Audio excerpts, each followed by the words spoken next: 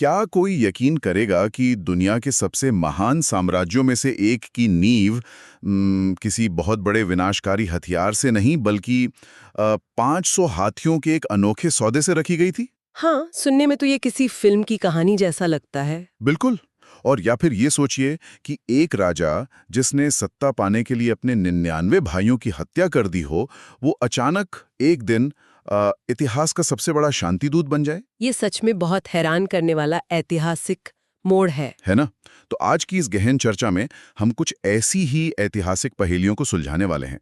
हम बात कर रहे हैं मौर्य साम्राज्य की, जो 322 ईसा पूर्व से 185 ईसा पूर्व के बीच का वो दौर था, जिसने पहली बार पूरे भारतीय उपमहाद्वीप को एक धागे में पिरोया।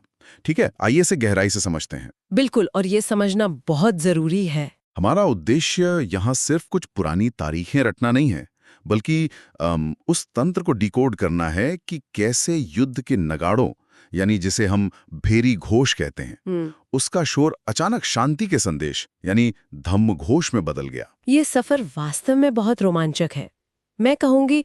और आज के समय में जब हम हर तरफ सूचनाओं के अतिभार या इन्फो ओवरलोड से जूझ रहे हैं ना, तो मौर्य साम्राज्य राज्य निर्माण और कूटनीति की एक बेहतरीन केस स्टडी है। बिल्कुल सही कहा। लेकिन इससे पहले कि हम इस साम्राज्य की गहराई में उतरें, एक बात साफ कर देना बहुत जरूरी है। इतिहास कभी भी एक सीधी रेखा में नहीं चलता। हाँ, वो तो है।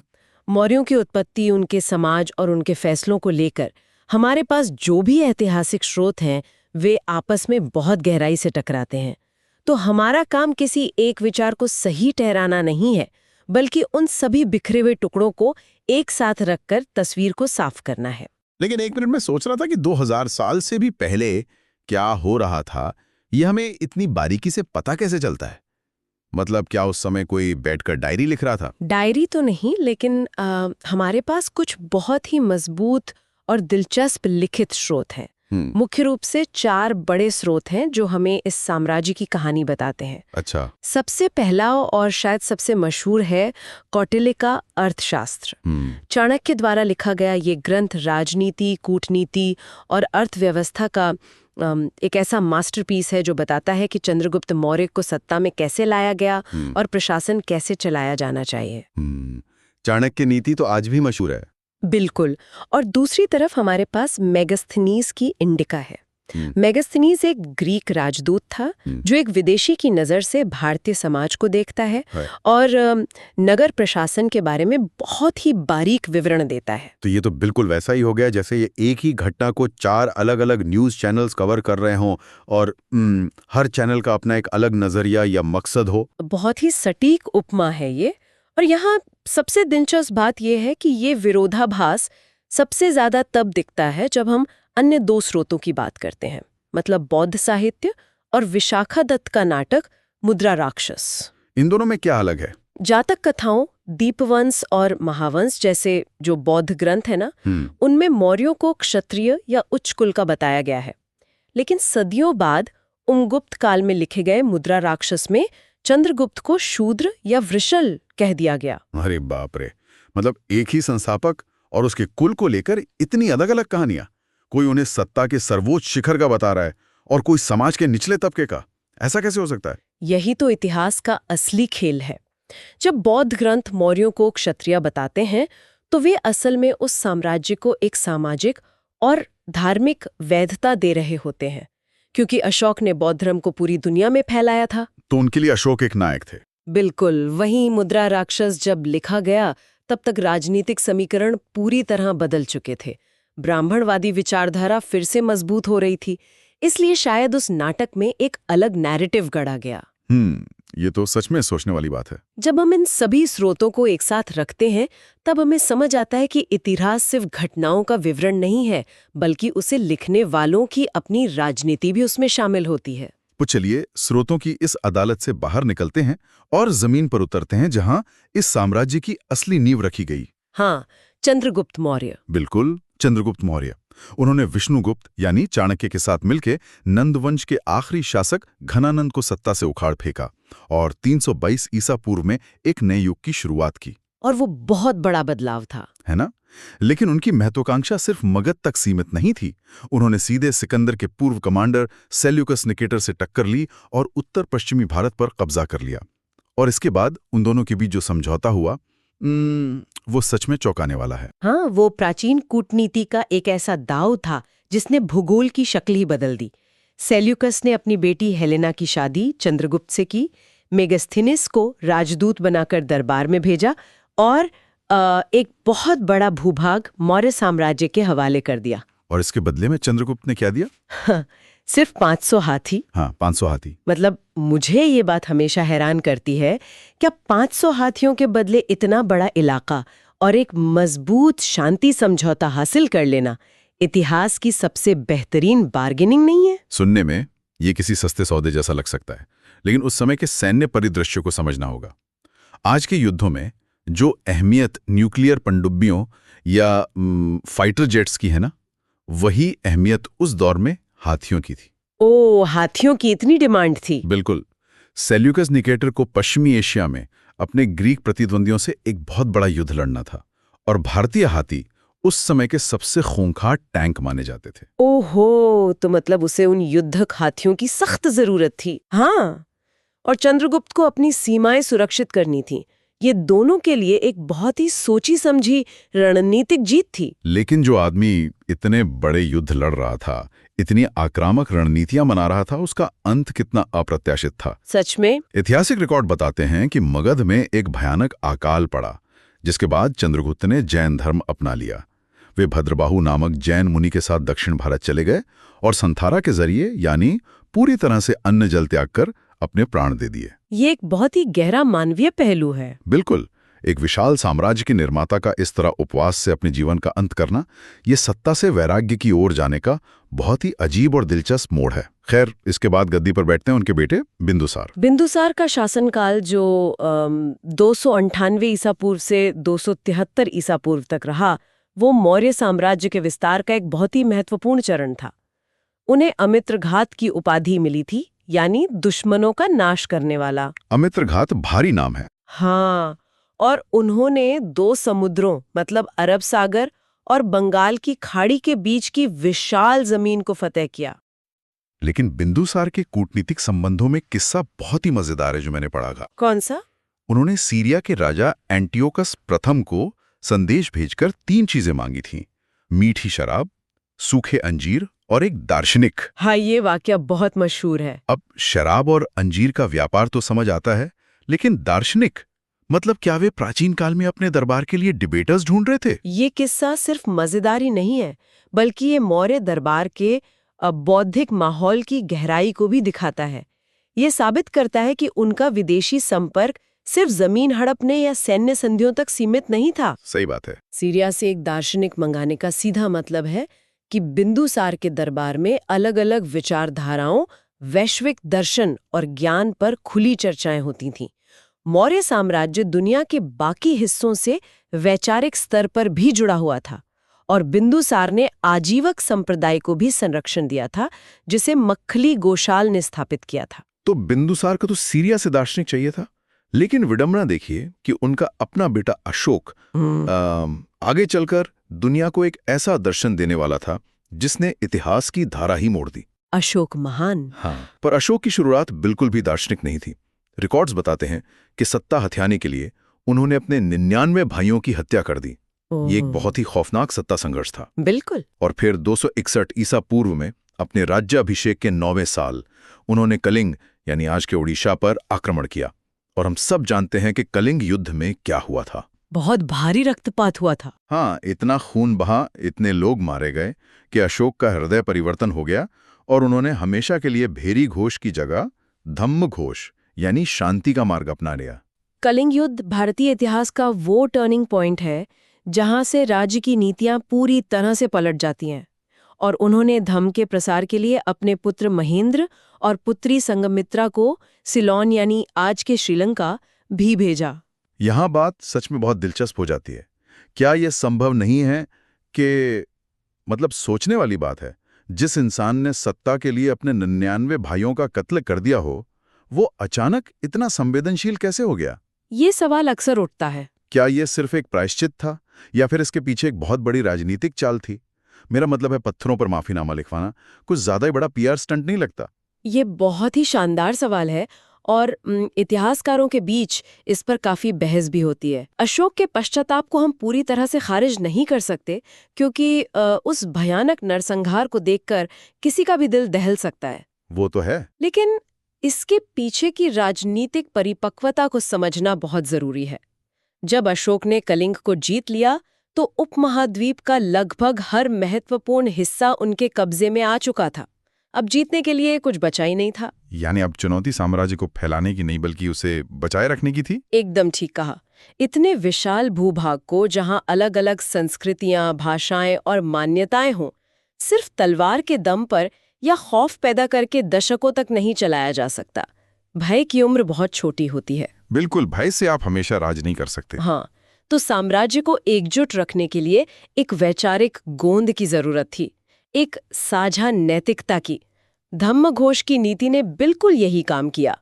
अशोक ने खुद को एक क्रूर विजेता की छवि से निकालकर एक पिता तुल्य सम्राट की छवि में ढाल लिया। तो ये एक बहुत सोची समझी रणनीति थी। हाँ, जिसने जनता के मन में विद्रोह के बीज को पनपने ही नहीं दिया, बल्कि उनके मन में शासक के प्रति एक आदर भाव पैदा किया। ये तो वाकई शासन करने का एक मास्टर स्ट्रोक था। लेकिन चलिए एक व्यवहारिक उलझन पर बात करते हैं।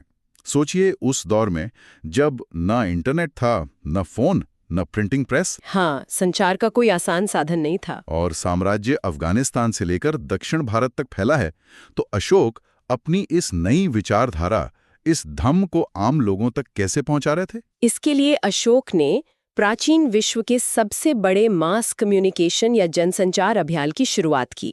उन्होंने अपने संदेशों को सीधे बड़ी बड़ी चट्टानों और ऊंचे बलुआ पत्थर के स्तंभों पर उकेरवा दिया। ये अशोक के प्रसिद्ध अभिलेख हैं। हाँ, हमारे पास 14 मुख्य शिलालेख और 7 स्तंभ लेख का विवरण है।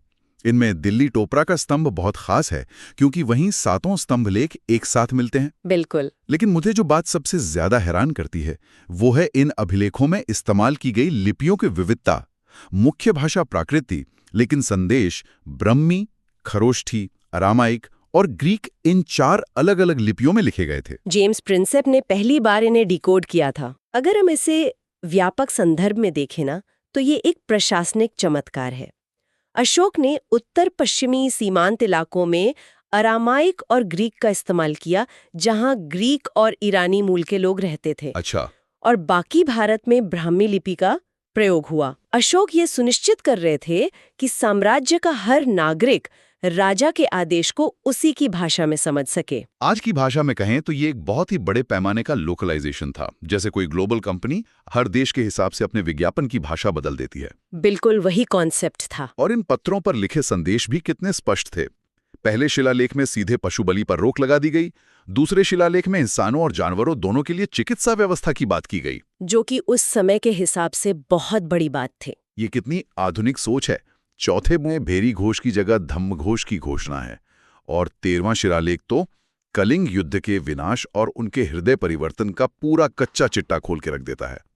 लेकिन सिर्फ शांति के संदेशों और चिकित्सा सुविधाओं से तो कोई साम्राज्य नहीं चलता।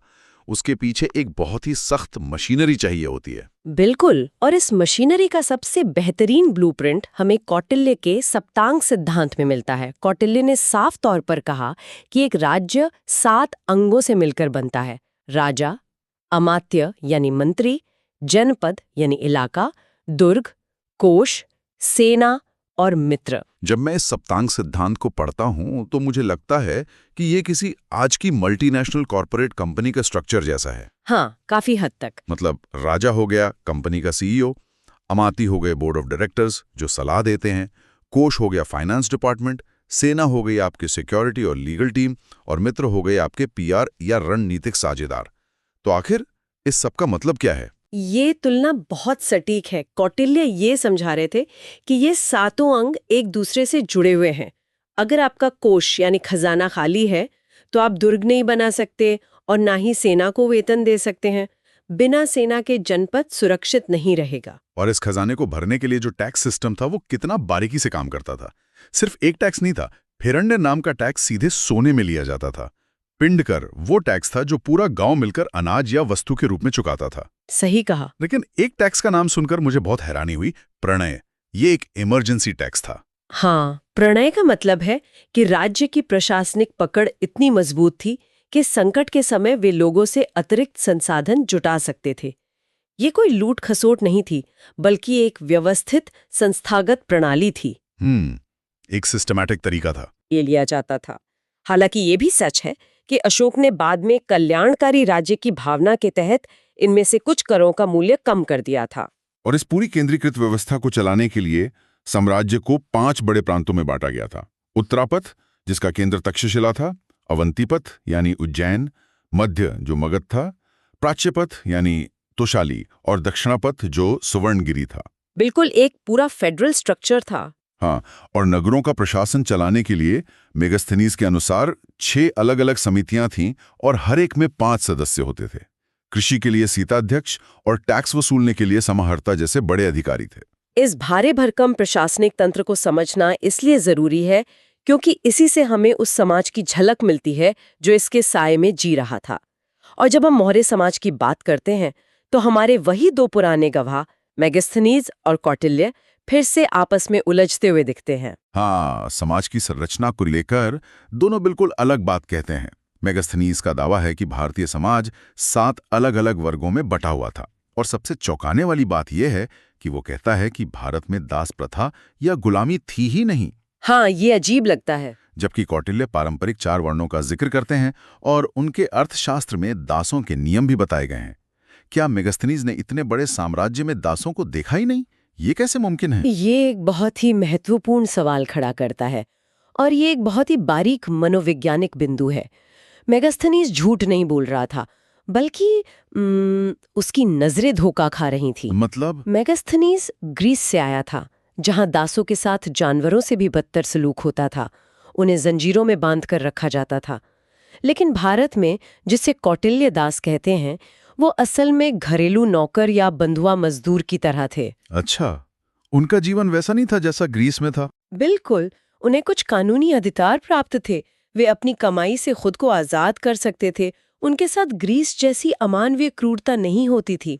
इसलिए ग्रीक नागरिक के चश्मे से देखने पर मेगास्थनीज को वे लोग दास लगे ही नहीं। अरे वाह, देखने वाले के नजरिए से सच कैसे बदल जाता है। और कौटिल्य का समाज भी काफी दिलचस्प है। अर्थशास्त्र में महिलाओं को ऊंचे पदों पर रखने, सेना में भर्ती करने, 8 तरह के विवाहों और यहाँ तक कि कुछ खास हालात में तलाक की अनुमति का भी जिक्र है, जो उस समय के लिए बहुत बड़ी बात है। बिल्कुल, ये उस दौर के हिसाब से काफी प्रगतिशील लगता है। समाज की इसी जटिलता और संपन्नता के बीच कला ने भी अपने नए आयाम गढ़े। मौर्य काल भारत में पत्थर की वास्तुकला की शुरुआत का काल है। वो सारनाथ का मशहूर स्तंभ, जिस पर 4 शेर बने हुए हैं, यह अशोक के धम्म परिवर्तन का सबसे शक्तिशाली प्रतीक है, जो भगवान बुद्ध के पहले उपदेश की याद दिलाता है। हाँ, और आज वो हमारा राष्ट्रीय प्रतीक है। बिल्कुल, 24 जनवरी 1950 को इसे आजाद भारत के राष्ट्रीय प्रतीक के रूप में अपना लिया गया। इसके अलावा बिहार की बराबर पहाड़ियों में अशोक ने आजीवक संप्रदाय के लिए चट्टानों को काटकर जो गुफाएं बनवाईं, वो ये दिखाता है कि राजा केवल एक धर्म को बढ़ावा नहीं दे रहा था, बल्कि सभी को जगह दे रहा था। और उनके पोते दशरथ ने भी नागार्जुनी गुफाएं बनवाईं। पत्थर का इस्तेमाल करना सिर्फ कला का प्रदर्शन नहीं था, यह इस बात का ऐलान था कि मौर्य साम्राज्य हमेशा के लिए बना है। वे चाहते थे कि उनकी इमारतें और उनके संदेश सदियों तक खड़े रहें। लेकिन इतिहास की सबसे कड़वी सच्चाई यही है कि हमेशा के लिए कुछ भी नहीं होता। सही बात है। इतने शानदार प्रशासन, विशाल सेना और पत्थरों पर उकेरी गई अमरतत्व की चाहत के बावजूद इस साम्राज्य का अंत हो गया।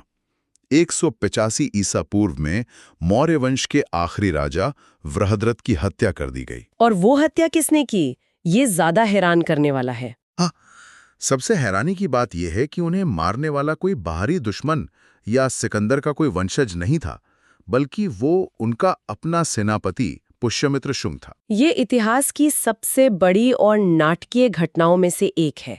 जो साम्राज्य चंद्रगुप्त की कूटनीति और सिकंदर के कमांडरों को हराकर खड़ा हुआ था, वो अंदरूनी बगावत से ताश के पत्तों की तरह ढह गया। जब मैं इस पतन के बारे में सोचता हूं तो मेरे दिमाग में एक बहुत ही अजीब सा सवाल खटकता है।